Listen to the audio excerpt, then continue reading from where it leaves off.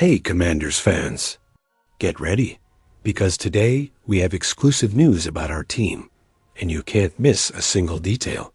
So take advantage and subscribe to the channel. Activate the bell to receive everything firsthand. And of course, leave a like to strengthen our support and show that there are only true fans here. Our commitment is to always bring you the latest updates, news, and everything that goes on behind the scenes at Commanders. So, without further ado, let's check out today's news. Analyst warns Commanders could move shocking player. And it's not who you think. The Washington Commanders have been focused on adding talent lately. But General Manager Adam Peters has had no problem ruthlessly getting rid of those who don't fit the team's plans. An NFL analyst was touting a potential move in Washington ahead of Week 1 against the New York Giants. And the player in question was a bit of a surprise. Peters has stuck with the running back position this offseason. Fans were expecting a more drastic approach, but the front office leader is confident that the options already available can be more consistent once the offensive line improves accordingly. NFL analyst believes Commanders could trade Austin Ekeler this offseason. There was one notable addition in the form of 7th-round draft pick Ja'Cory Krosky-Merritt. His impressive start in early practice has led Douglas Fritz of Clutch Points to the idea that Washington should consider trading veteran Austin Ekeler if the right offer comes along. To be clear, Austin Ekeler's best days in the NFL are behind him. One reason for that is his usage. In 8 NFL seasons, Ekeler has 1,542 touches. That's a huge number. Now, add to that the fact that he's coming off an injury-plagued season with a dreaded concussion. Further complicating his roster spot is the 7th-round rookie pick, Ja'Cory Krosky-Merritt, who could make Ekeler expendable, aka tradable, if he continues to show signs of NFL readiness during training camp. Douglas Fritz, that's not feasible. Even if the Commanders consider Ekeler expendable, which they shouldn't, the former Western Colorado standout is now 30. As Fritz mentioned, he's also coming off a season in which he suffered some significant concussion issues, which doesn't exactly inspire confidence in terms of durability. Ekeler will have a big role to play next season. Krosky-Merritt is getting all the attention, but he's still a 7th-round pick with a lot of work to do before he's ready to take on a big load. That could happen in 2026. Until then, Ekeler and Brian Robinson Jr. will take over the lead. Both are in the final year of their respective contracts, so whether they'll be around next year is anyone's guess. That doesn't diminish how important this duo is to Washington's success next season. The Commanders will continue to use Ekeler as their pass-catching option out of the backfield. Deebo Samuel's superpower could push the Commanders' offense to the limit.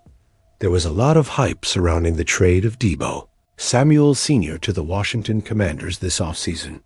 A source close to the team highlighted the wide receivers' superpower that could take Cliff Kingsbury's offense to even greater heights in 22-5. Samuel is coming off a down year by his typically lofty standards. The Commanders had to give up a 5th-round draft pick to secure his services from the San Francisco 49ers. That's minuscule compared to what he can bring to the franchise. And General Manager Adam Peters will release him without major financial implications if things don't go well. That's a scenario the Commanders and Samuel are trying to avoid. The wide receiver has shown renewed focus and purpose this offseason. He shed some weight and looked in great shape during Washington's offseason program.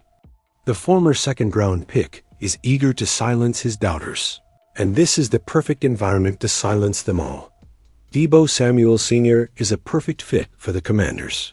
Fast-paced offense. ESPN's John Peem highlighted the biggest factor of all that gives Samuel hope of thriving in Washington. The respected insider pointed to the wide receiver's ball-handling ability, coupled with the amount of blocking Kingsbury did for quarterback Jaden Daniels last season, as something that should keep fans optimistic heading into the new season. He fits the bill for what Washington likes to do. He excels on screens, and the Commanders have added athleticism to their line this season, which should help open up gaps in space. Quarterback Jaden Daniels has thrown 52 screen passes, sixth most in the NFL. Deebo Samuel is also an expert at breaking tackles on short passes. Daniels attempted 26% of his passes at or behind the line of scrimmage, 12th most in the NFL. Samuel gained 61.5% of his receiving yards after the catch, which was 10th most among receivers with at least 25 receptions last season. He averaged 8.1 yards after the catch, which was third most among receivers with at least 25 receptions. John Keem has been spot on. Quick passes to his playmakers are a key part of Kingsbury's offensive strategy. There haven't been many better yards after the catch than Samuel since he entered the league. So this has the potential to shake up the dynamic considerably. Keeping Samuel healthy and motivated is key.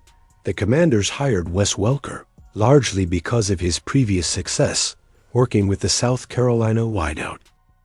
T.J. Watt trade proposal sends Steelers star to NFC Super Bowl contender. The Washington Commanders were one win away from reaching the Super Bowl last season. Allowing 55 points in the biggest game of the season showed that the Commanders need to make changes on defense. According to PFF, the Commanders have the second worst defensive line heading into the 2025 season. But things could change with a successful trade.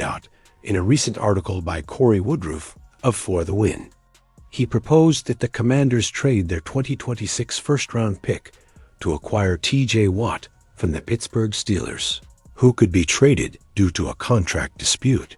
The Commanders desperately need a player of Watt's caliber to bolster their defense.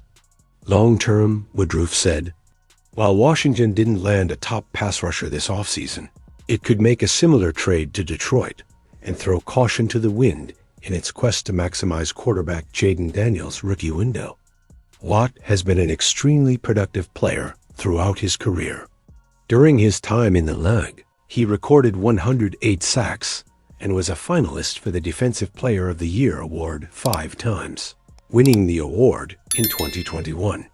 Adding Watt would instantly improve the Commanders' defense as a whole. Watt would give Washington a clear no-1 edge rusher who can force double teams, which would allow other defensive linemen to have more one-on-one opportunities to get into the backfield more quickly. The downside to trading the star wideout is that he turns 31 in October and wants a contract that would make him the highest paid non-quarterback in the NFL. Watt would cost the Commanders a pretty penny, both in draft capital to acquire him and the expensive contract they would need to offer, but his production proves he's worth the risk.